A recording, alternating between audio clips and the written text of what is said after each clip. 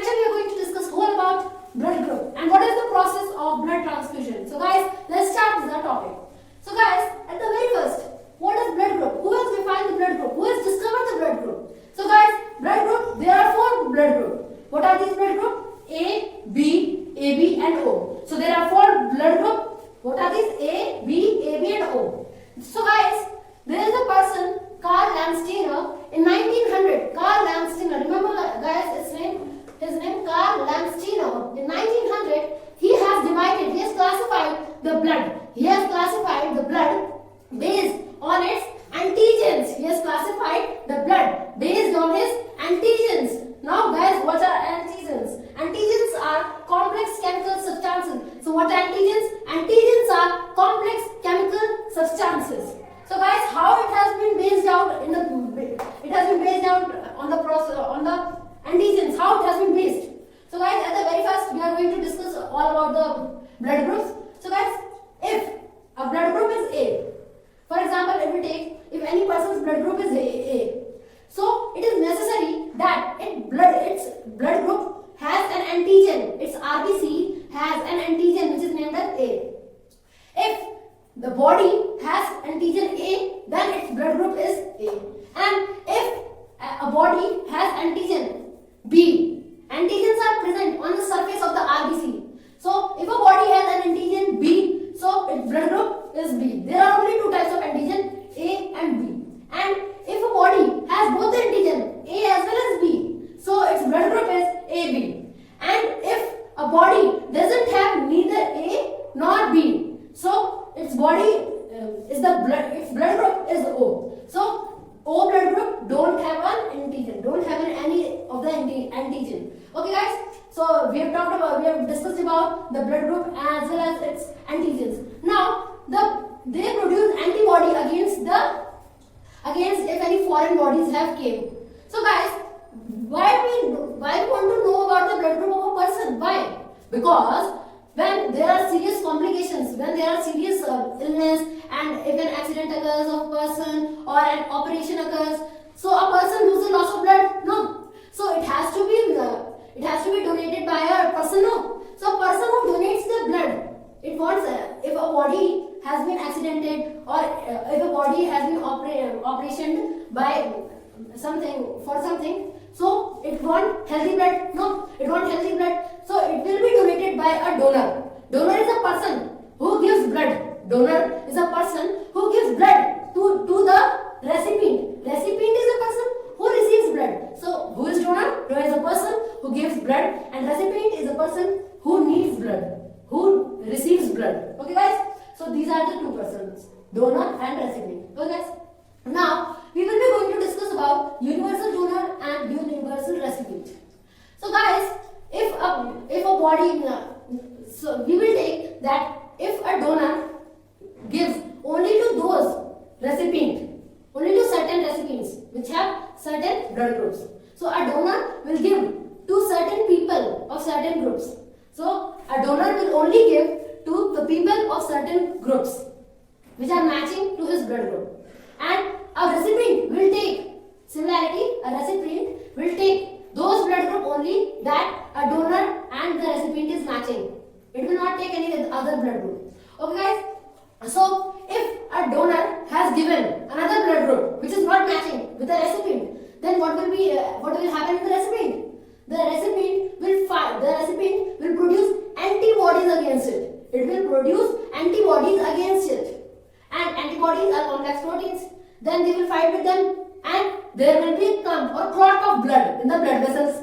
So there will be a clump of blood in the blood vessels, and it can be a lethal attack also, and a person can die also because of this.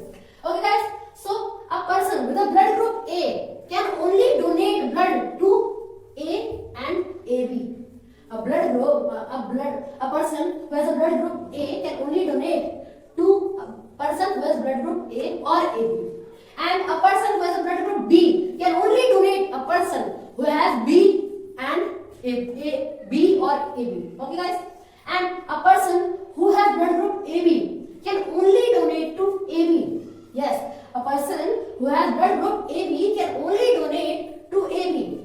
A person who has blood group O can donate to all. All blood groups can be received by O. So O is the universal donor. O is the universal donor because it can donate to all the blood groups. Okay guys?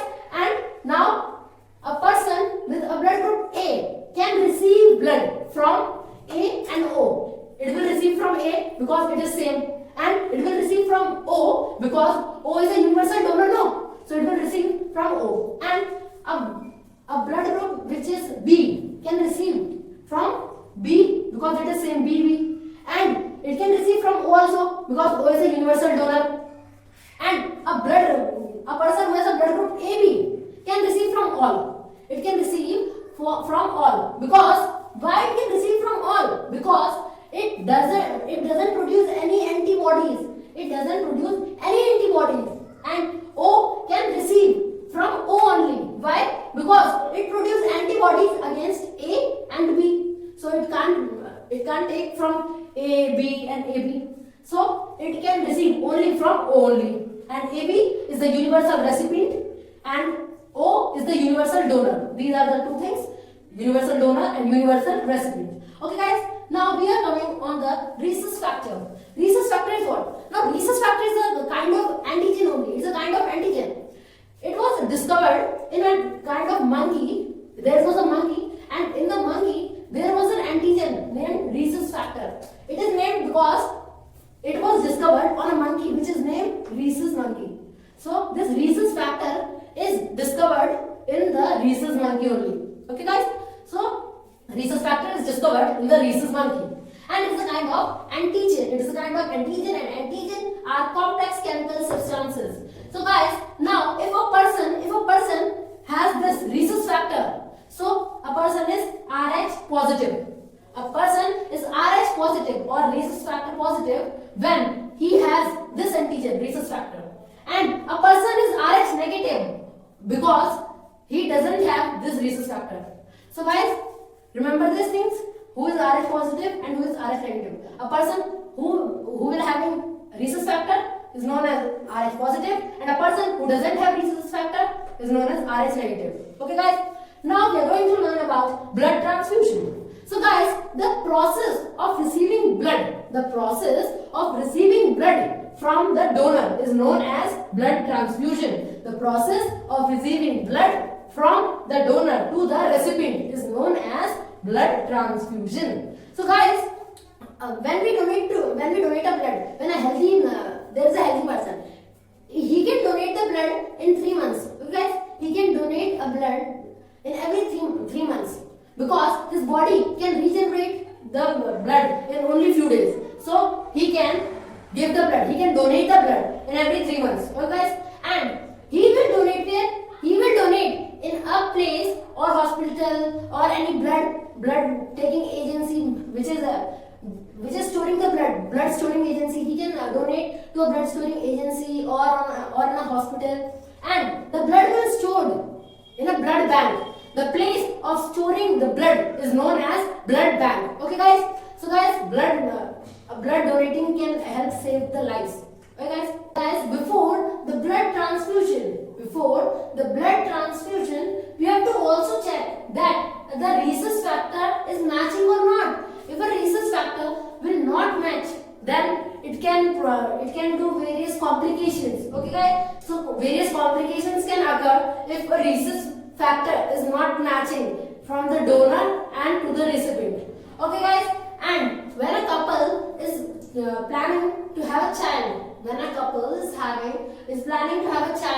the couple should have the same rhesus factor, maybe rhesus positive or maybe rhesus negative, because after having the child and the mother's blood can intermix and cause various complications. Okay guys, a blood bank stores blood after many observations in the blood.